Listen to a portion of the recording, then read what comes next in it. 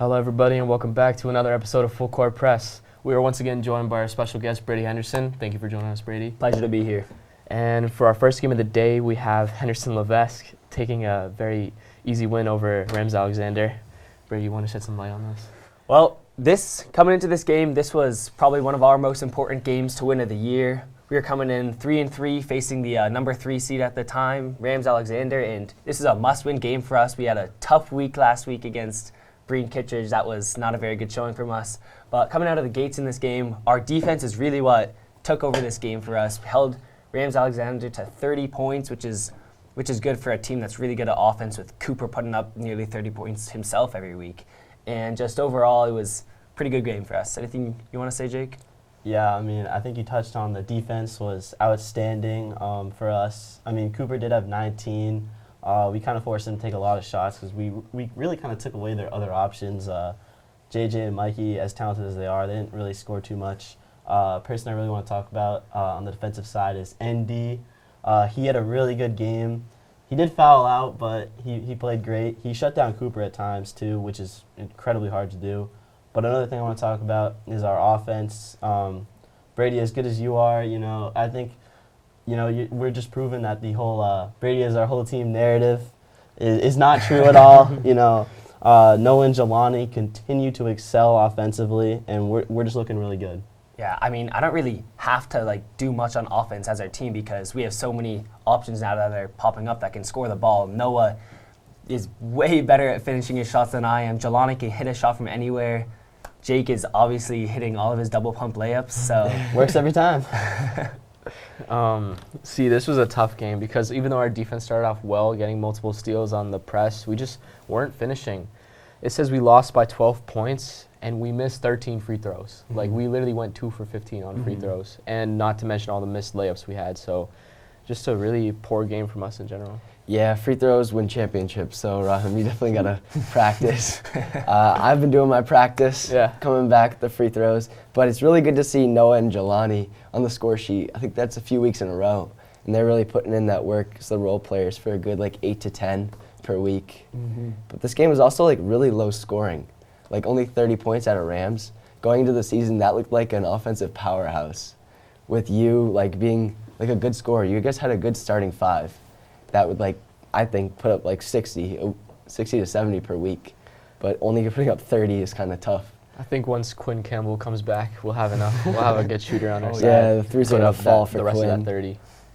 And, next game of the day, we have McCullough Lasher versus Breen Kittredge. McCullough Lasher takes another win, and they're also 4-3 coming into this final game. It was a pretty sizable win, but it didn't look that. It was pretty close to the way I saw it. Yeah, Jaden Thomas has been in my ear all week talking about how he is an all-star starter, he is the best player on this team, and how he's the MVP. And looking at the stat sheet, it's kind of hard to argue with him. He's putting up double-digit points and double-digit rebounds every week. He's an absolute horse on the boards. You just can't guard him. He's too big, so... Yeah, he's really a force down there. They didn't have Cashman, so just think about how good they're going to be when he gets back. And also, Andrew Corshane, another great game. Put up 10, he's obviously capable of scoring way more, but he's a really good facilitator, kind of moves the ball, kind of gets their offense moving, which is something I've kind of noticed about this team of Lusher. Their offense has been moving, really well these last couple of weeks. I remember... earlier in the year, it was really bad, and we were all saying, you guys have all this talent, what are you doing with it? Pick it up now. They're picking it up now and right when it matters. Yeah, back to Jaden. Right after Jay got injured, I saw him at BSC, and he goes, I got to step up. I'm the best player on the team now. And he's definitely playing really good basketball, putting up a double-double. I don't know if those rebounds are correct, but from what I saw, it's pretty close. He's crazy. He's a dog. Also, Jack Biddle making his way onto the score sheet for the first time this year. Good job putting up 9 points. Yeah, a lot of people have been hating on this team all year, but they don't really have that number one scorer, as you can see. But with 5 people putting up 10 points a game, they can easily score 50 every week. And they got the 10-person coaching staff out there with Syed. He got his iPad marking down everywhere. They miss a shot and make a shot. They got the whole scheme going on, and sneakily they've won 3 games in a row and now are tied for the 5th seed in the league. So it's a very, very interesting team because, they fell down the rankings after being the 1 seed preseason, and now they're climbing back up and making a name for themselves. So good to see. Yeah, they're gelling right when it matters. We play them next week. I'm really scared, honestly, to play them, but it should be interesting.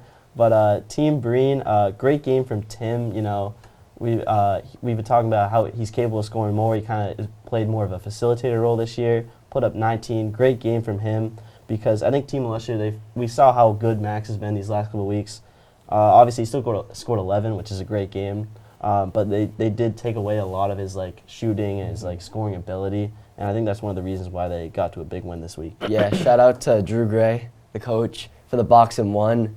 I talked to Max after the game, and he had lots of words for Drew, very select words. He was very frustrated, and yeah, it was a great scheme, and it really paid off for them in the win. Yeah, Good game for Tim as well, 19 points. Yeah, people aren't respecting him as much as they should. I mean, he's not scoring all the points in the world, but he's more of a Jokic facilitating the whole game, and he's obviously great in the defensive end as well. So we got to put some respect on his name. Yeah, just overall a great win from Team McCall-Lasher. It was very sweet. It's like a banana cream pie type of win. It was very sweet. Okay, next game of the day we have Team Martin Sassetti versus Team Calderon. Martin Sassetti putting up 69 points, which is just insane. Yeah, we could have put up I think upwards of 80. We really slowed down, and that's when Calderon kind of came back. This wasn't a game. After the first quarter, I hate to say it, without Joel, Vincent, it took him a while to heat up, but he did come out with 17, so that's a good game. But Will Lake coming out with 21. Before I really learned this kid's name during the game. I had never heard of Will Lake before, and he drops 21 on us. Props to him, definitely. Definitely made us change our scheme and took eyes off Vincent, and he was able to score a lot of points in the second half. Yeah.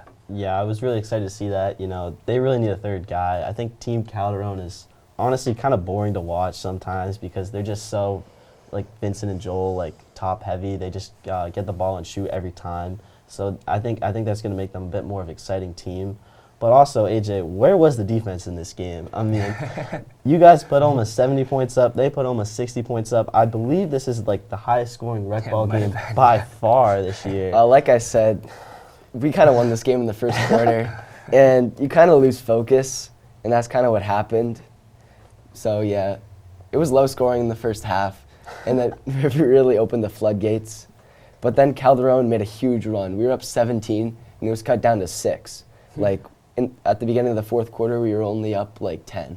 So they went on a huge run, but then we were able to regain ourselves, and then ended up putting probably 15 more points on in the fourth quarter.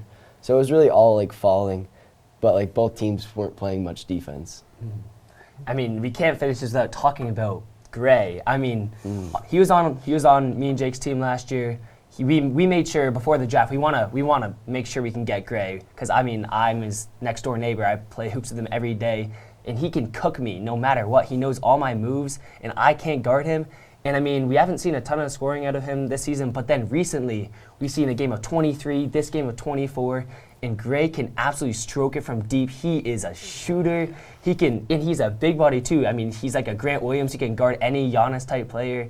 Gray is just such a great player, and I mean, with Brendan not having to do as much scoring recently, Gray's really picked up that role, and it really just broadens the extent of what this team can really do if they have so many threats out there with anyone that can shoot around, and then Gray and Brendan both really great scorers and defenders. So I'm really excited for this team. Gray single-handedly beat Calderon in the first quarter. I think he came out with 12 or 14 in the first quarter, which is just crazy. Yeah. It was all falling from the beginning. I think having Brendan and Gray start off on the same team is just kind of unfair. They complement each other so well. They're both really good players. One is more of a post player. The other one is a point guard type player, and it's just great to see. Yeah, they're good chemistry on and off the court, so that definitely helps in rec ball. And also, what Gray does so well is he leaks out and gets us in transition, and it really helps. All right, the next game of the day is Team Meyer taking a win over Team Nagy, which was the biggest upset of the week, possibly the year. David and Eli and Jake are all finally on the floor at the same time, which is a great sight for them.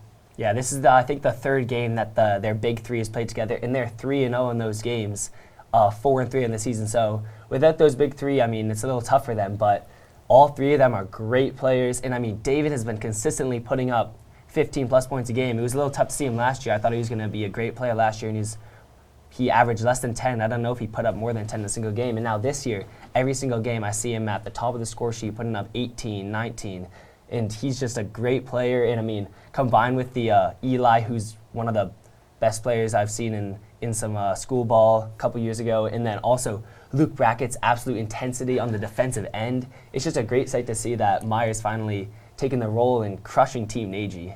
Yeah, they cooked him in this game. I mean, there's really no other way to say it. I talked to Mr. Nagy in the post game, and he said, well, you know, I can defend down low in the post, and I can defend the three-point, but I can't do both, because they did everything in that game. They would break the press, they could shoot the threes, they could get it down low. They scored literally every way possible in that game. I mean, just a great game from them. There were a couple of big three-point shots from Luke Brackett, you know, Brady Robinson, and even our own Matty Berger had a crazy three-point shot. Man, they were hitting everything today. Yeah, all their players are really stepping up. I mean, Matty, the whole crowd was saying, pull it, and Matty just pulled the shot back, cocked it, and absolutely cashed it from deep. It was crazy. Absolutely, the fans were going crazy, and that, I mean, really took control of the game, so.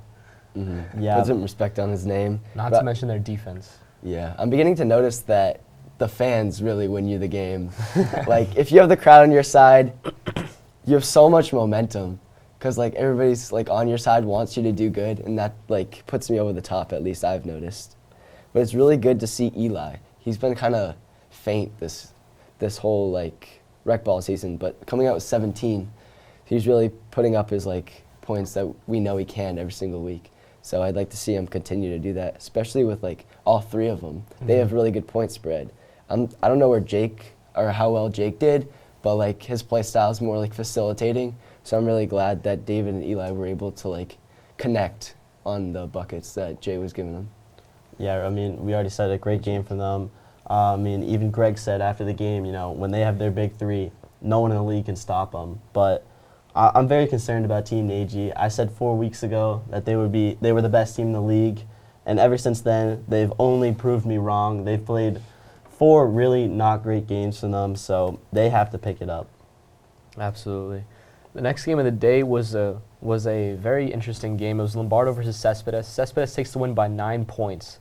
Rahul dropping 24, Julian 16, his biggest game of the year, and Camden 13. Yeah, I mean, you gotta mention how both Tommy and Ari were out for Team Lombardo. I mean, Tommy with COVID, and Ari had a swim states meet, so I mean, congrats to him. But then again, Cespedes was missing Drew Shenoy, so that was Cespedes was missing the kangaroo. Yeah, the kangaroo himself. And so, I mean, just a great win for Cespedes to be able to take this one over and give Lombardo their first loss of the season, really solidifying themselves as a top 4 team in the league. And, I mean, obviously Rahul putting up, I don't think I've seen a game where he's put up like less than 18 points a game. He's always in the 20 mark, and he's definitely one of the MVP candidates this season. And, I mean, we got to talk about Julian, too. This guy is a great hooper. He puts up points, and he also is a great defender. He's getting a ton of blocks, a bunch of rebounds, and he's really facilitating the ball as well. So, I mean, he's such a great player. Yeah, I was a little worried that Team Cespedes, you know, is just so Rahul-oriented that, like, they only, like, draw plays for him. But, I mean, it works. He makes every shot. He does so well every single game. I mean, it's so hard to stop him. And also, a great game from Camden. He's a really good player. I think he should be a double-digit scorer pretty much every single week. And like you said, Julian, I mean, they've got a lot of really good players. Yeah, last week on Full Court Press, I kind of told Michael to pick it up after his game against us, and he did just that. He picked up Tommy and Ari's slack, coming out with 19, and then Jared 16 as well. They're a pretty good duo as I was watching this game. Maybe one of the best three-point shooters in the league. Jared is probably going to be an all-star. Even with the broken thumb. Yeah. Crazy. I mean, that was such a good three-point kind of duo for Team Lombardo. And then you also had Rahul hitting every shot on the other side. I mean, it was a really fun game to watch. You know, like I think there was a time when like late in the third quarter, Michael came up, hit a three. Rahul came right back, hit a three. Then Michael went down and hit another three. I mean, it was incredible. Rahul's going toe to toe with all these great players this year. It's just a great sight to see for Team Cespedes. And on that game, it says 2019 B team continues to surprise. So Me, Rahul, Julian, and Owen, we were like all on the B team together all the way up. And we're showing out in rec ball. Definitely Rahul's stepping up. He's always been a good scorer, but like he's very consistent. He's becoming more and more consistent. So it's really nice to see. Okay, the last game of the day, which was the game of the week, Barry Barr taking a very close win over Team Last. Last second free throw shot by C-Bar. Wow. There was so many turnovers in late game. There's so many missed layups, missed free throws, and it was just a great game to watch. I mean, no offense, but it was like the battle of who could be less bad with all these turnovers at the end of the game. I mean, I saw several opportunities for Team Last to win the game, but they missed, I think, like 5 free throws in a row at the very end.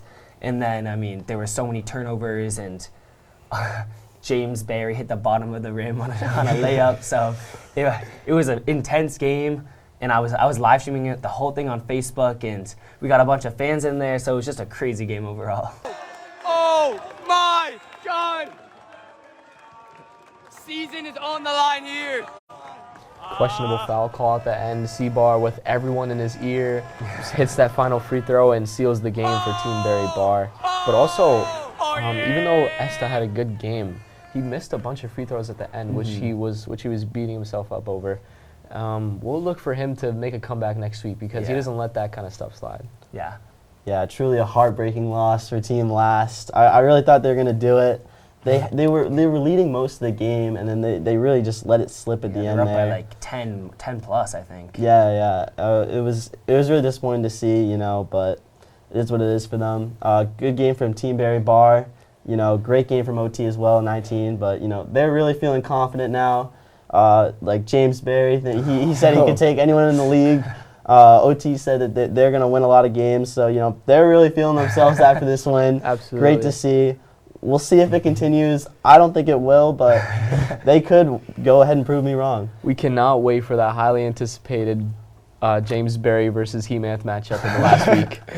They always say it's not about how you start, it's how you finish, and that's really what was this game for Barry Barr. I showed up a little bit late, third quarter, down 15. I come back, and then they're up 1 at the end of the game. It's crazy. They really turned it around. OT walks down the court, hits both free throws. I'm pretty sure 3 or 4 possessions in a row. Just gets fouled, and Team Last does have tendencies to foul. So it's really good that OT was able to convert, and hopefully they'll slow down with the fouls because they win this game if they can control their defense and also their pace. They were playing like they were losing, but that's been the case for them the whole season. So I hate to say it, they don't know how to play with the lead. Yeah. Yeah. That definitely stopped them. I remember a bunch of people yelling in the stands, 2 o'clock, 2 o'clock, but then, they would keep on shooting over and over. So They got 3 offensive rebounds and put it right back up, and it's take the ball though, come on. But I mean, not very familiar with basketball that much. I mean, none of them really played organized basketball a ton, so. I mean, it's hard for Brennan to be scoring a bunch of points when he's getting double teamed every game as one of the only good offensive options. But as for Team Barry, I mean, they have a very viable win streak coming up. I mean, Team Breen isn't one of the top teams in the league, so this is a very possible win for Team Barry. Maybe they could start winning some games and get some energy before the playoffs, make an upset as Team Calderoni did last year. So good to see. Yeah, back to Brendan. He was really beating himself up after this game. But you get double teamed, and the next highest scorer has 5 points.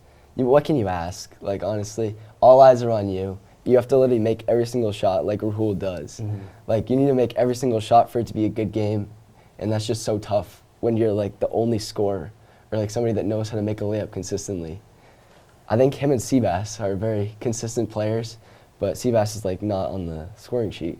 So definitely had 10 plus rebounds though. Definitely, he's a dog on defense. But Esta, although he did miss the free throws down the stretch, he got them there. So he basically had 1/3 of their points. So don't beat yourself up, Esta, but definitely practice free throws because they win games. Free throws win games. Take it from Team Martin. Take it from AJ. All right, that was the last game of the day. Stay tuned for next week's Game of the Week presented by the TBA, which will be Team Henderson versus Team McCalla. That'll be a great matchup. It's a matchup for a higher spot in the playoffs. So stay tuned for that. And without further ado, thank you so much for watching.